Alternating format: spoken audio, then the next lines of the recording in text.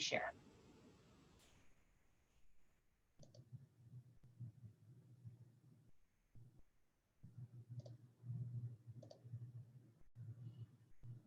Okay, great. So thank you guys for coming today. So my name's Kelly Heath. I'm the Director of Study Abroad in the Office of Study Abroad here at Webster. So yeah, it's Study Abroad Week this week. So thank you guys for attending. We have a lot of different activities going on this week. We're trying to highlight different programs within our Study Abroad portfolio and kind of bring different opportunities to light. We're also trying to do some, general sessions, some walk-in advising if you have questions for an advisor. So I know tomorrow we have some sessions on our Leiden campus, our Florence campus, some different things going on. Also on Friday, we'll have virtual walk-in advising. If you guys want to come back for that, you're welcome to. But thank you for joining us. So this presentation today is going to focus on our language intensive programs. And these are all through exchange partnerships that we have at Webster. So there are opportunities to study language in Spain, Mexico, Belgium, and Germany. And I'm going to highlight some of our partnerships that we have in these different parts of the world. So through our exchange partners with the university, you can see right here, UAG, the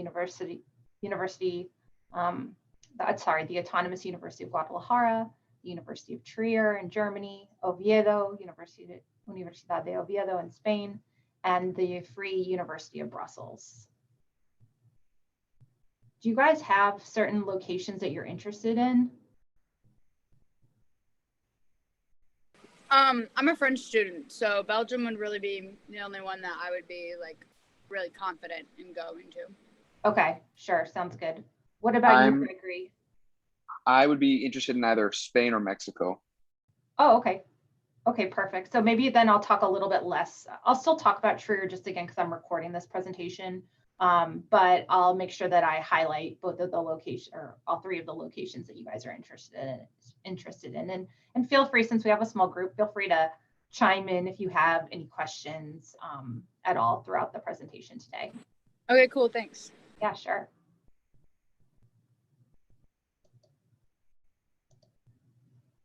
Okay, so these again are our language exchange programs. You can see that we've got the four locations. Actually, two of these programs focus on Spanish language immersion.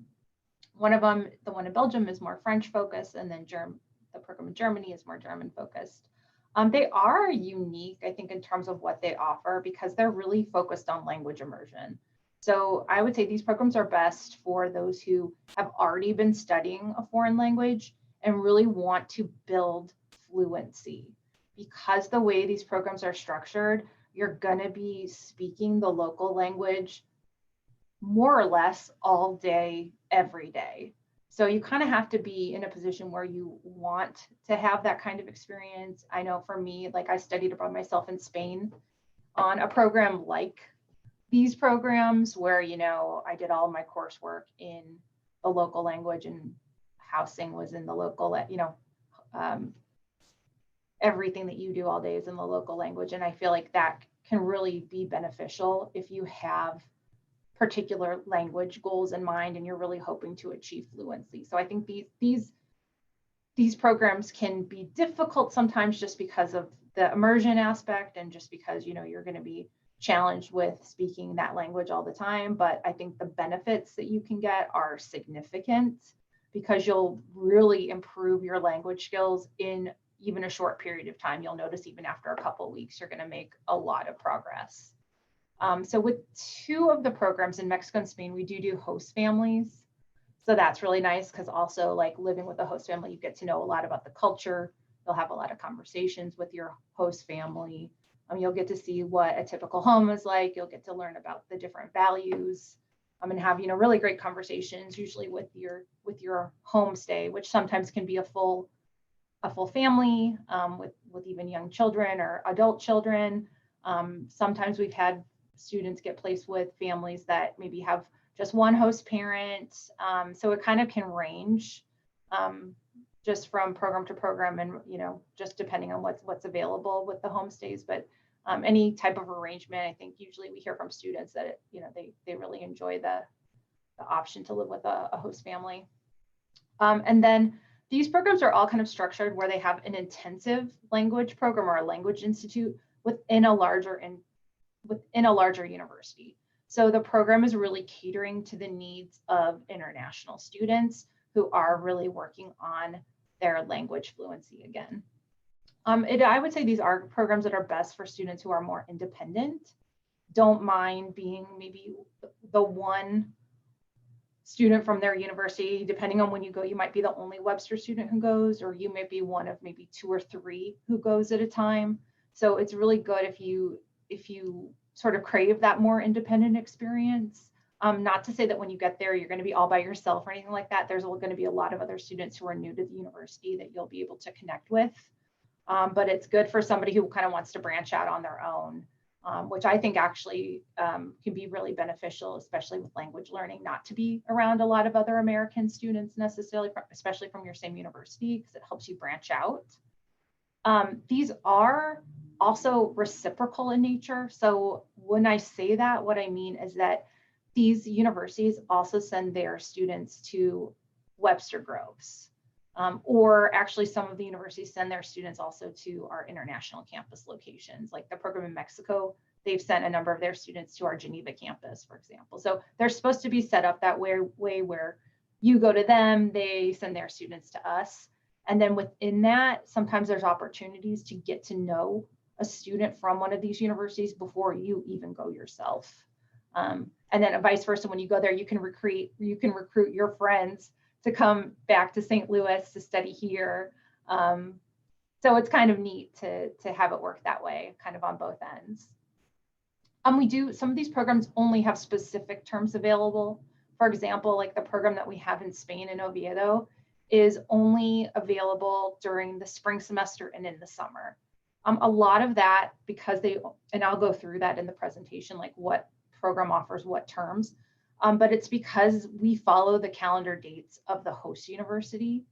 And sometimes their dates are quite different than our dates here in the United States, and kind of what you're used to seeing here is a traditional fall, traditional spring semester. So we try to make sure that the dates that we let our students go don't overlap with the dates that, our term is, still going on or hasn't ended yet, or things like that.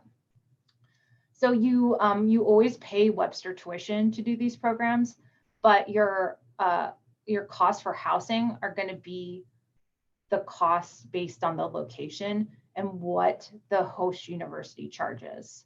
So in some cases, these can be quite a bit cheaper than like living on campus here in St. Louis. For example, I know our program in Mexico, it's about $400 a month to live with a homestay, and that would include your room and board costs. So I know sometimes people think study abroad is more expensive. That really is not always the case, especially with these programs. I would say with these programs, the housing is particularly affordable. Zoe, I know you're interested in Brussels. The cost for that is about 800 euro a month. So, but Brussels is a more kind of expensive city, but it still should be, comparable and possibly even less than what you're paying to go, to live here in St. Louis.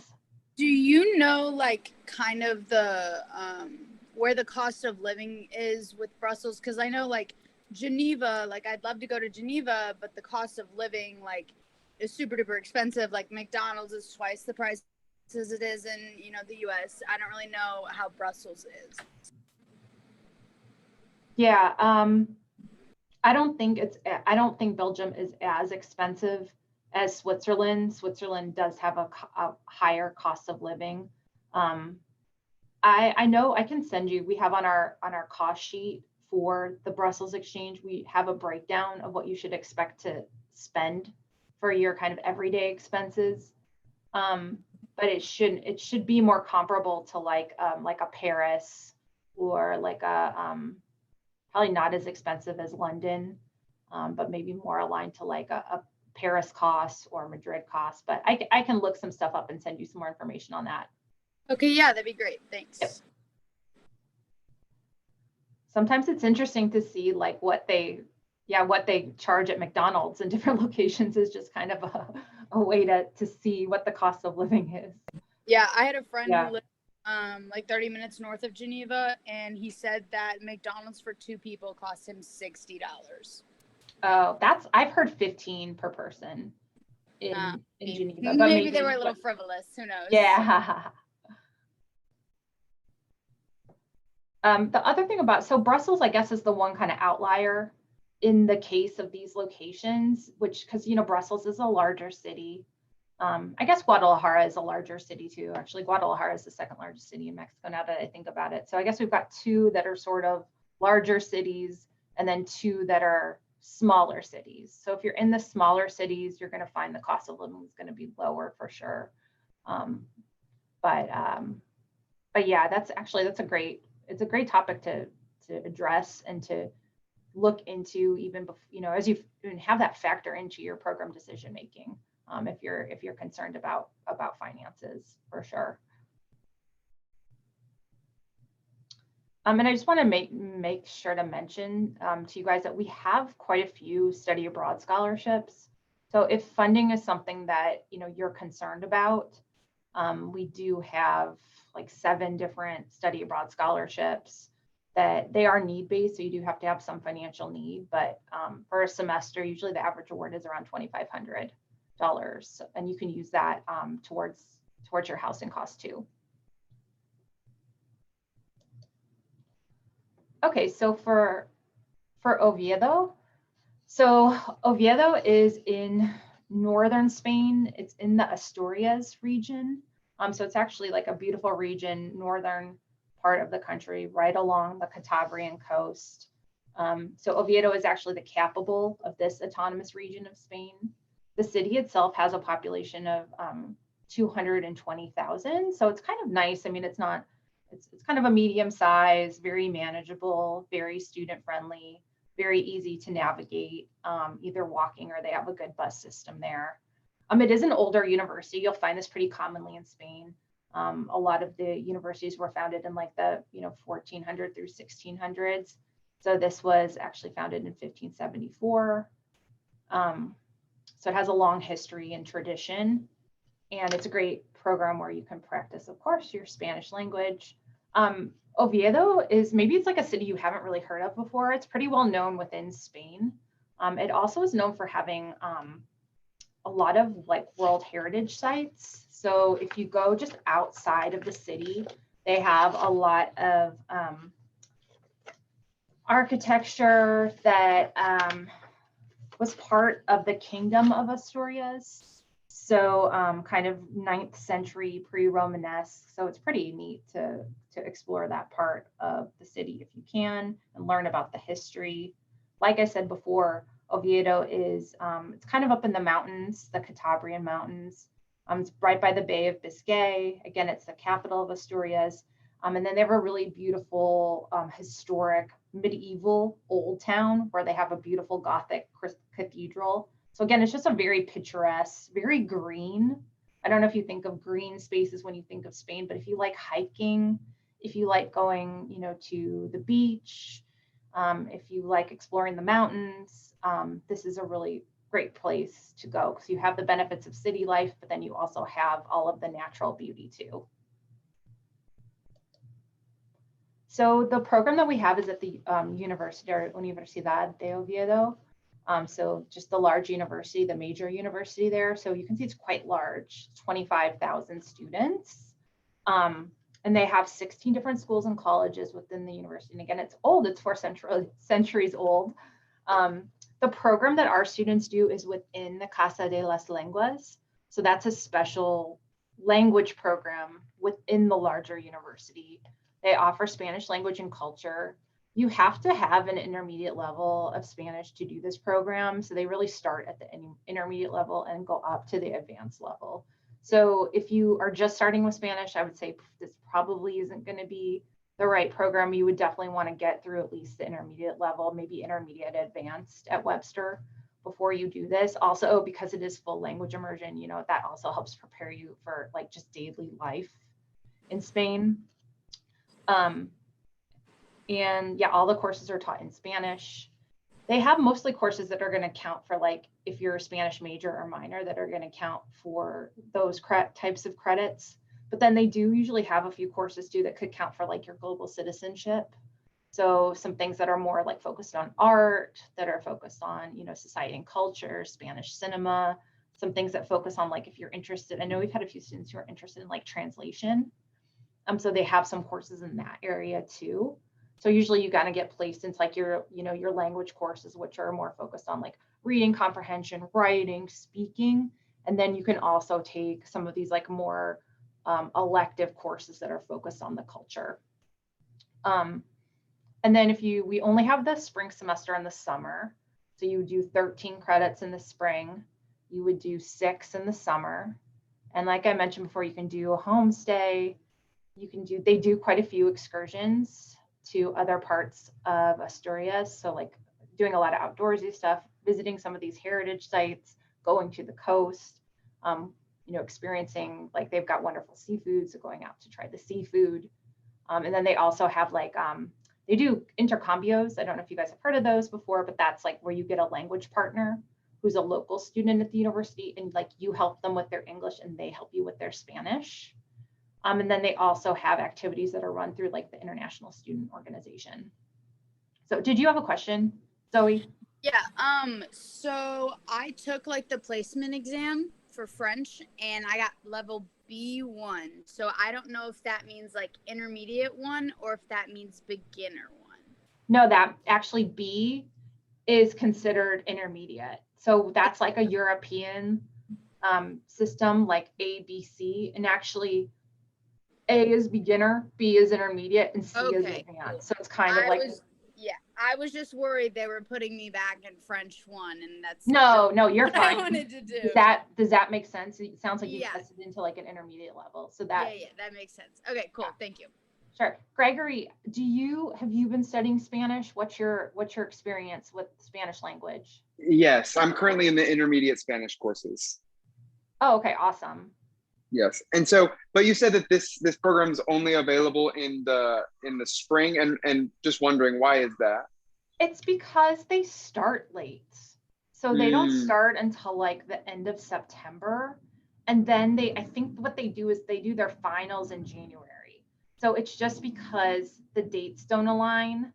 And I think they also, like the language program specifically, like they take kind of a month off because they're working kind of all summer offering courses. So we've looked into that before. And for our students to go and like be able to come back in December, you would only be able to get 9 credits, which isn't enough for a whole semester. Gotcha. Does that make sense? It's kind of weird. It has to do with the Spanish calendar, but it also has to do with their language program kind of taking some time off in September. Yeah, I got it. Yeah. So that's why, and it's better to go in the spring because then you can go in January. Our students usually like leave for Spain. Like I think last time we had students go, it was like January 7th or 8th. And then they stay through usually like mid-May. So it makes for a longer experience, which I think the more time you have there, the better. Yeah.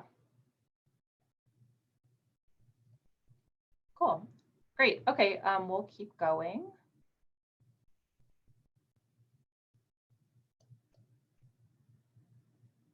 Okay, and then our next program to talk about is we call it UAG affectionately, but it's known as the Universidad Autónoma de Guadalajara.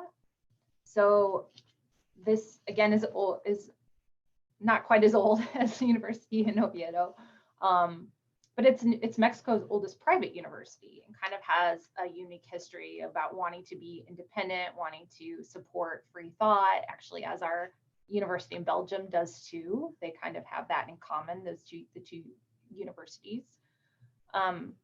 We've had a long-standing agreement with UAG. Like we've been partners with them since the early 90s. So we go back pretty far with them, and we've had, we've exchanged faculty, we've had various groups go. So it's a nice long history with working with this institution. Of course, you can participate in learning Spanish while in a Spanish-speaking country. Mexico is a wonderful place for study abroad. I studied abroad myself in Mexico as well as Spain. I was in Cuernavaca outside of Mexico City, but our students really rave about Guadalajara as a location. Like I mentioned, it's the second largest city in Mexico. It's in the Jalisco region, so you're kind of more towards the western coast. It's just a beautiful city, a lot to offer historically, a lot of small towns that you can easily travel to. It really, I'll talk a little bit more in a minute, but it really has a lot to offer culturally. And I think it's really important for Americans to, have study experiences in Mexico and not just, your typical tourist travel, because it's a very rich culture and it's very, in my opinion, it's very important for Americans to know the history of Mexico, to know the culture of Mexico. So I think it's a fantastic place. We've had a number of Webster students go on this program in recent years, and they've really enjoyed it. So yeah, it is in the state of Jalisco. I'll show you a map in the next slide. You can see where it's located. So it's sort of central but western Mexico. Just a few other fun facts about Guadalajara. It's known for its tequila and its mariachi. Those are both actually from the Jalisco region. You can actually visit the city of Tequila, where they have a lot of the different plant farms and things. They're also known for their charreria. I don't know if you guys have heard of that before, but it's sort of like almost like a Mexican rodeo. It's a national sport there. They're very well known for that. And then they just have a lot of beautiful historic sites in Guadalajara. Like they've got a beautiful cathedral, a palace of governors, a really famous theater there. So there's a lot to see and a lot to do culturally. So UAG, it's a bit smaller than the University of Oviedo. It has 16,000 students. They have quite a few different majors, and 15% international students. So you will see students from a range of different countries there on campus. And our students, so when you read about this university or you look at their website, you'll see they have a bunch of different campuses. Their campuses are spread out across the city, but the main kind of central campus is the Ciudad Universitaria. And so that's where our students will be taking their classes. And that's where they have the majority of their campus facilities. So like their library, their sports facilities, their dining hall, it's all right there. So and it's very centrally located in the city. So they have a Spanish language and culture program. It is intensive Spanish. They do offer a number of courses that are focused on the culture. You have to test, they have different levels of Spanish. So you have to test into a level 5. They'll give you a placement test before you get there. If you want to take any courses in regular departments, meaning if you want to take courses just with like the Mexican students in, like business or psychology, but actually taking those in the local language with local students. So that is an option on this program if you would be interested in doing that, Gregory. So just want to put that out there, but you do have to test it. The 5 is kind of like a beginning advanced level. And then these are just some example courses. So they have the 10 levels. I guess level 5 is maybe I misspoke. That might be more of like an intermediate leading towards advanced. The Mexican folklore is really neat, learning about like this different stories and different important cultural dates, the history, the Mexican literature. And like I said before, it is a full campus. So they have a bunch of like different amenities like we have here in St. Louis. And then for this one, you can go fall, spring, or summer. So they do have a fall option if that's something that you're looking for. And then they do homestays. And usually the homestays, they try to get you with a family like that's within walking distance of the campus. So usually no more than like 20 minutes away. And they do some fun like cultural activities that you can sign up for, like kind of like workshops. Like I know they have like different, they do like a pop, it's kind of like a hip hop dance. I know one of our students did that. They do like art and drawing, they do like theater, they do chorus. So there's like a lot of stuff you can participate in if you would like. And the neat thing about those workshops is that you're with other international students, but also like Mexican students will participate in those as well. And the other thing I'd like to highlight about Guadalajara is it has a really nice weather throughout the year. So they said the average temperature is like 80 degrees and it gets cooler at night, like sometimes in the 70s or the 60s. So, and that pretty much stays the same throughout the whole year. So not really a winter season like we have here in St. Louis. Did you have a question, Gregory? No, that's, yeah, that you pretty much answered all what I was wondering. But just like wondering, the Mexican folklore, is that one I'd have to test into? No, you wouldn't. I don't think you could take that if you were beginning level Spanish, just because it's more of a content course that's taught in Spanish. So, but as long as you have intermediate, you would be able to take that. But I don't think you have to be as high as a level 5. I think if you're just like a complete beginner or like, you know, 1 or 2 classes in, I don't think you could take it. But as long as you're intermediate, you should be fine to take any of those. Perfect, thank you. Sure.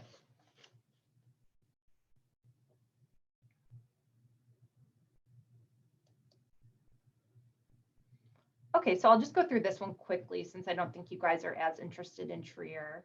But Trier is amazing. It's like one of those cities that I think a lot of people have never heard of before, but it's absolutely beautiful. It's sort of in German, like a wine region of the country. It has a lot of historic sites that are World Heritage sites. It's a very Roman city. There's a lot of Roman sites that were the Romans settled there. And there's a lot of sites that they set up that are preserved, like they have Roman theaters, Roman baths, Roman archways, things like that. So there's a lot of historical architecture that's really beautiful to get to see. This university was founded in the 1400s, but closed for a number of years under Napoleon's rule, and then was reestablished again in the 1970s. So it's kind of interesting because it has a long history, but it also kind of has a modern feel to it, especially if you start to look at like the architecture, the way the campus is laid out. They made a lot of changes to it once they reopened. And they say that Trier, so just going back to Trier as a city, they say it's the oldest city in the country before 16 BC by the Romans. Again, there's that Roman connection. It's right on the Moselle River. And it is in a wine region. So it's rolling hills. There's a lot of vineyards that you'll see. It's a smaller population, so 110,000. But it's great because it has more of a university town feel to it. You'll see college students everywhere you go. Great way to practice your German. And again, it has those well-preserved Roman and medieval style buildings. And it's really close to Luxembourg. It's only 10 miles away, actually, right across the border. And then you're about 2 hours from what I would call major German cities. So Cologne, Frankfurt, Dusseldorf are all about 2 hours away by car or by train. So you have, they're relatively close by. And this next picture shows you kind of a map of where Trier is located. It's kind of right over here. It's 15,000 students, 10% international students. It is, again, a university city, very close to Luxembourg. You're also close to Belgium. You're close to France as well if you want to travel to neighboring countries.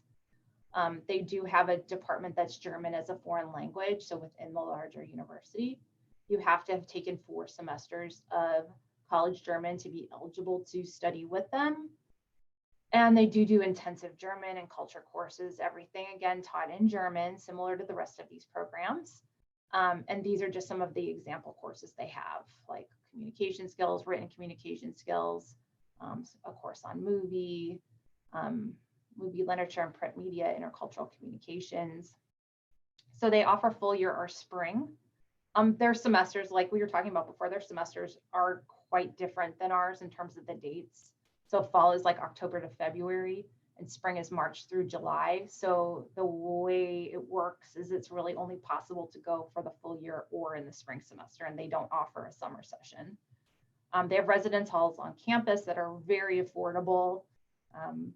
If I'm remembering correctly, I'd have to look at our cost sheet. I think it's about $300 a month to live in their residence hall. So it's really, really a good rate that our students get, and that's the same rate for all international students.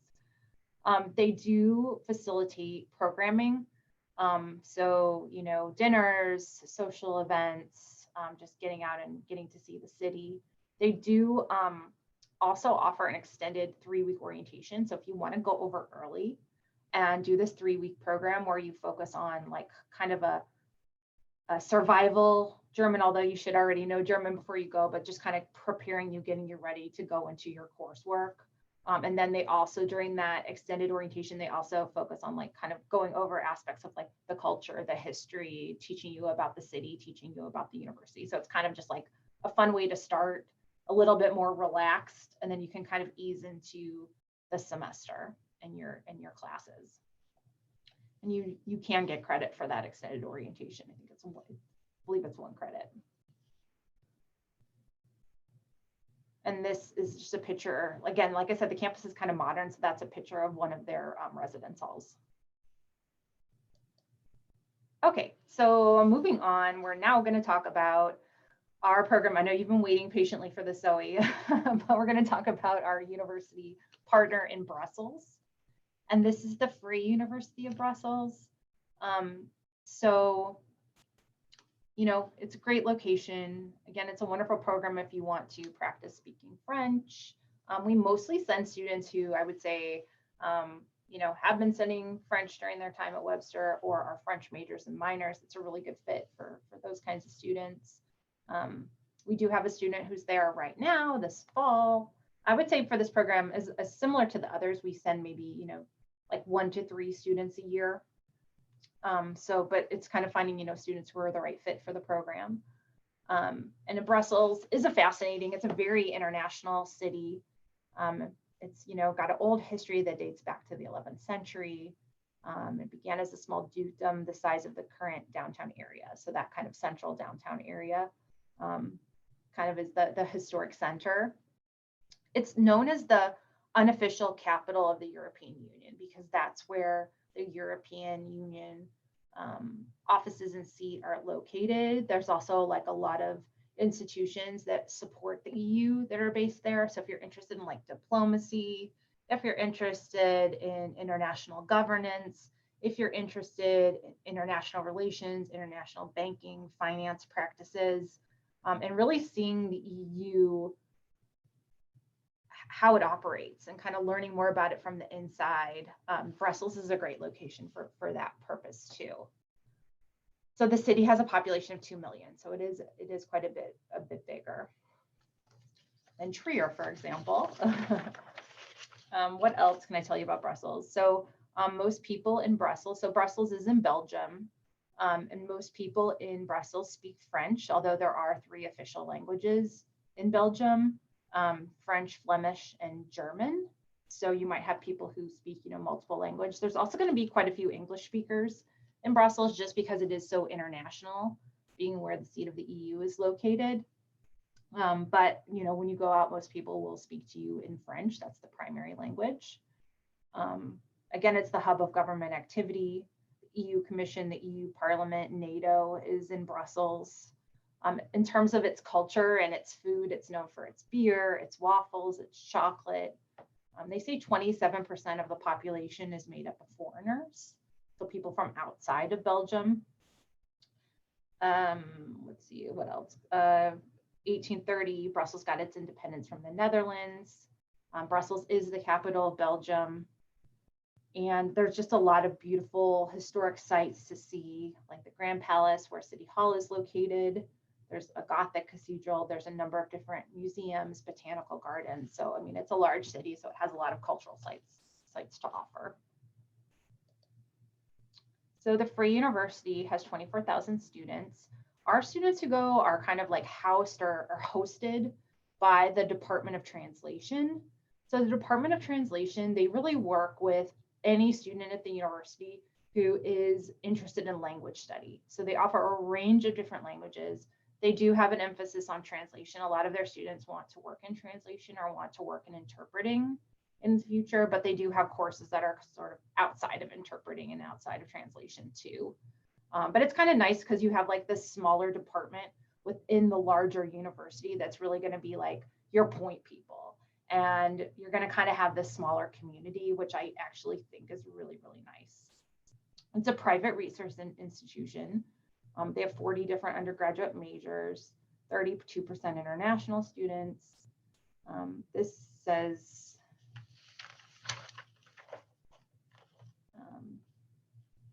city of 1.2 million. I think my last slide said 2 million. So I think maybe that was including partially like the metro area.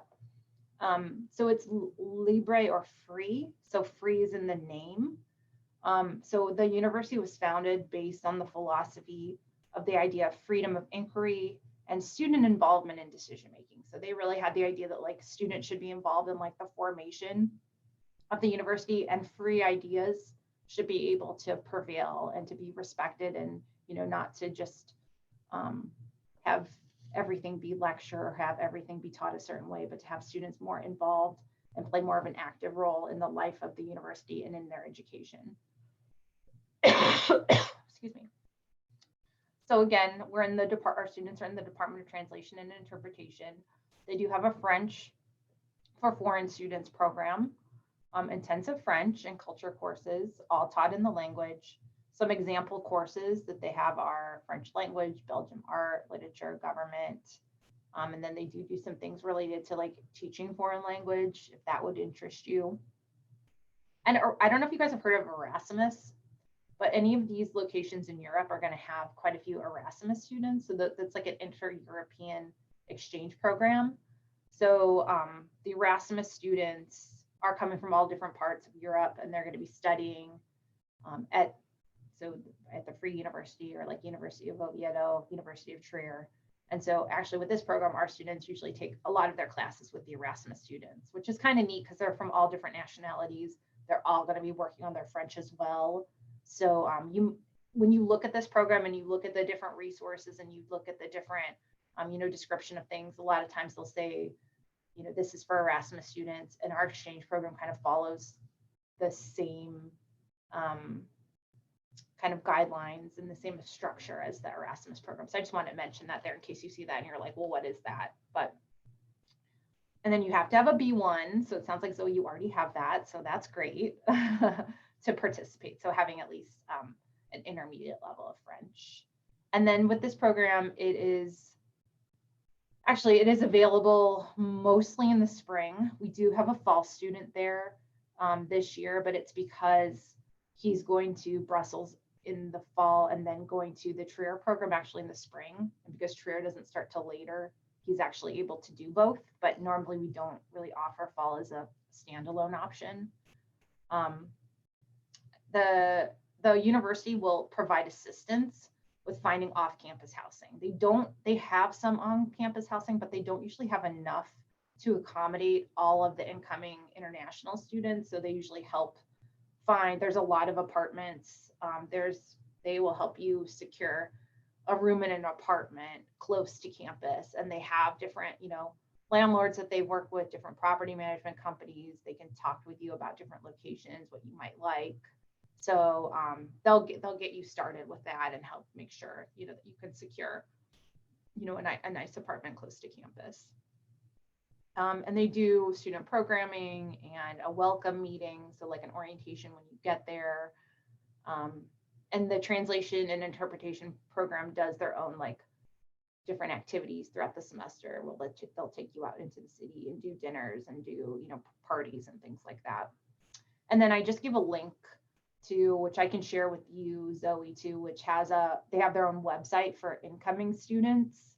So that just has some good, just kind of shows you some pictures and kind of gives you a rundown of all of the commonly asked questions that new students usually have.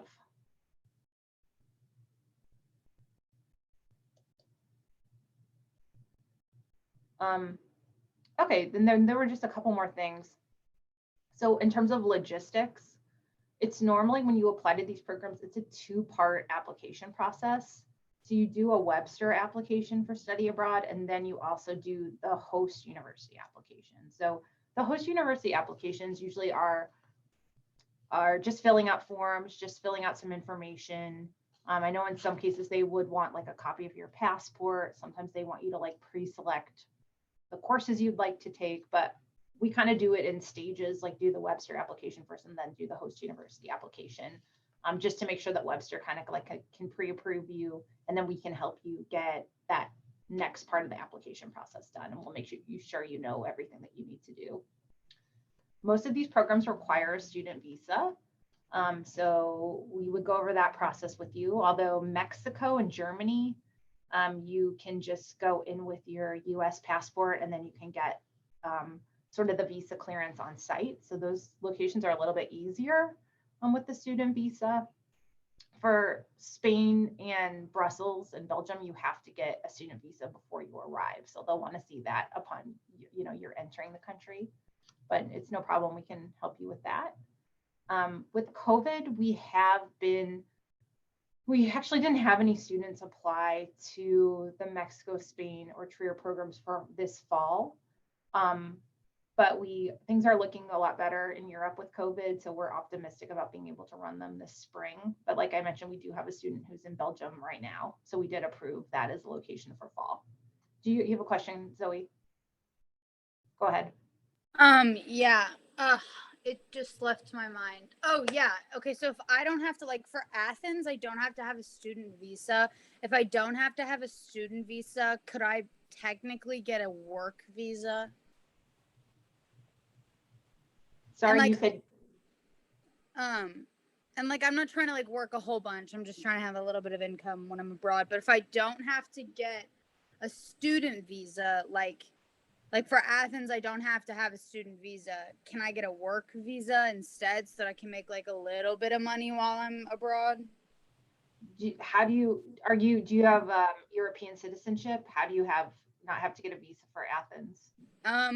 I'm not 100% sure. They just told me I didn't have to get a student visa. Oh, so for Europe, if you're going on programs that are less than 90 days, then if you're a US citizen with a US passport, then you don't have to get a student visa. But if you're going on programs that are longer than 90 days, then you do. So if you were going to go to Belgium, and if you were traveling on your US passport, then I'd have to get a visa. Okay, that makes sense. Yeah. I mean, and normally what happens is it's kind of country by country that sometimes they'll allow you to work up to a certain number of hours on your student visa. So that would just be something we would check on. Okay. Sometimes they'll allow you to work up to like 20 hours a week. Okay. Kind of country by country. I mean, if they say you can't work on your student visa, like just in terms of like getting an official job, I mean, sometimes there's things you can do like tutoring English or babysitting, things like that are sort of more just ad hoc that you can use a little bit of money. Okay, cool. Thanks. Yeah. Sure. Did you have any questions, Gregory? No. No, you're good. Okay. And I just wanted to mention, because we're talking about language programs, we do have a couple other programs that I didn't really talk about today, but I wanted to make sure to mention them. So in Beijing, China, at Beijing Language and Culture University, BLCU is what we call it, they have an intensive Chinese language studies program. So the reason we don't advertise this kind of as prominently is because we have some Chinese language courses at Webster, but we don't have a full minor or major in the language. So we know that sometimes there aren't as many students who would be available to do this kind of program. But for those who really want to forward their Chinese studies, who are dedicated to it, who want that full immersion and want to take all of their coursework in Chinese language, we do have this program available. So I just wanted to make sure to mention that. And sometimes we do run short-term programs with this particular university in China. So we're hoping to do that again in the next year or so. So check back if China is something you're interested in. But again, what we have right now is mostly for students who have been studying Chinese and want to go and take all of their coursework in Chinese. So that's available. And then we also have a program in Mendoza, Argentina, at the Universidad del Cuyo, the University of Cuyo. In Mendoza, like I said, it's in Mendoza. It's we really only have one spot per year, and usually our students go in the fall. And it's to teach English as a second language. So you teach a practicum course for 6 credits. And you teach English to Argentinians. And then in addition to that, you can take a couple courses at the university, just any course you want. Our students usually take, language, culture, literature kinds of things. But the different thing about this program is you actually get paid a stipend because you're a teaching assistant, and you get your housing covered. So it comes with some more financial kind of incentives to it. But for this program, you have to be nominated by the Global Languages, Cultures, and Societies Department. So they kind of handpick the students to do it. Usually it's students who have been in the Spanish program for a while, who have a higher level of Spanish, because you're going to be the only one going from Webster at the given time. And to teach English, of course, you need to know English, but it also helps because you're going to be working with like the faculty and the staff to have a good, understanding and a good level in Spanish. So just wanted to mention that. I know sometimes people have heard of it, and I wanted to make sure to mention both of those. And then I would say most of the time with the Argentina TA position, it's usually students in their senior year who are doing it, usually like fall of their senior year. That's kind of what we've seen in the past.